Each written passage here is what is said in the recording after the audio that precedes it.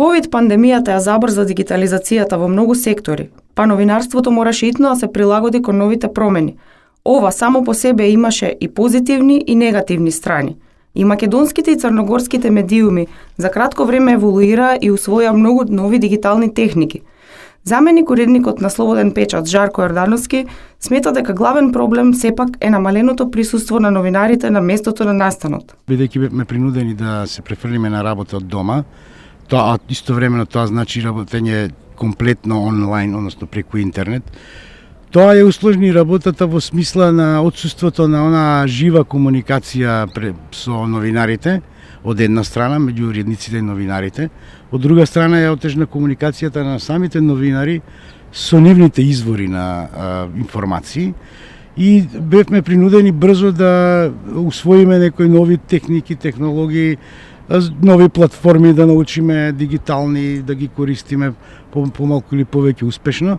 И за кратко време успеавме да ги задоволиме елементарните задачи на струката.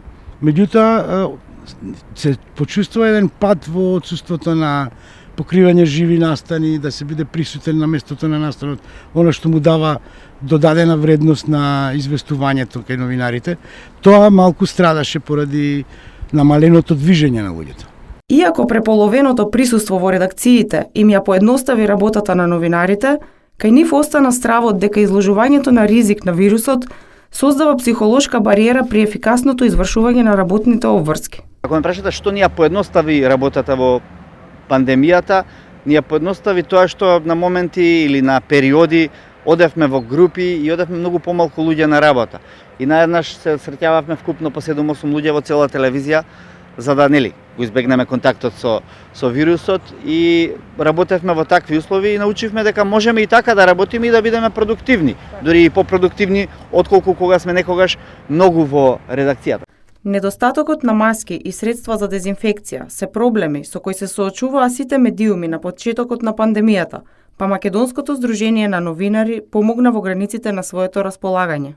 Ние тогаш како ЗНМ ускокнавме со 100 пакети помош во маски, дезинфекциони средства и во останат прибор кој што може да помогне во таа, кој што го поделивме на сите редакции. Тоа можеби не е премногу, меѓутоа во тој момент кога ги немаше овие работи, беше многу значајно. Како и Македонското и Црногорското здружение на новинари добивало слични поплаки. Луѓе су ме углавном звали и tražili da reagujemo na te stvari, da li moraju da idu na teren, ako idu, kako bi trebalo da se ophode prema njima. Posebno su fotoreporteri recimo imali probleme koji nisu mogli da rade svoj posao jer je sve bilo zatvoreno, institucije su same slale fotografije i snimke. Moramo se mi kao novinari držati preporuka Instituta za javno zdravlje. Najpre moramo da se vakcinišemo jer i među kolegama ima onih koji su skeptični. Постојаното чувство на страв сепак е најненадоместливата штета кај вработените во овој сектор. Kada vratim film malo unazad, možda mi je to tada bilo nekako najstresnije u svemu tome kada sam išla da snimam COVID ambulantu ovdje u centru. Tada je bio vrhunac epidemije i prosto mislim to je reportaža za koju je svakako postojao javni interes da se uradi, ali išli smo da snimamo ljude koji su tamo, koji su već zaraženi pa su došli na kontrolu ili ljude koji imaju evidentne simptome koronavirusa i došli su da se testiraju da bi utvrdili da li imaju koronavirus. Tako da je to bilo dosta izazovno jer prosto tu je neko od tih ljudi koji čekaju ispred sigurno ima koronu, ali malo smo više koristili alkohol i tad je dobro prošlo, nismo ni ja ni kolega tada zakačili koronu.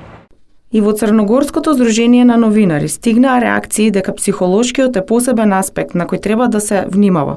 Da su neke kolege zbog straha od korone i od kontakata tražili psihološku podršku udruženja i da smo im naravno to obezbedili, da su pokušali u razgovoru sa našim psihologom Milošom Bulatovićem da na neki način prevaziđu strah od kontakata i od posledica epidemije. Во пандемијата сите изгубија по некој сакан. Според Чадиковски, научивме дека овие работи за секогаш ќе останат врежани и во нашата колективна меморија како новинари, и во нашата колективна меморија како општество, па и глобално во светот.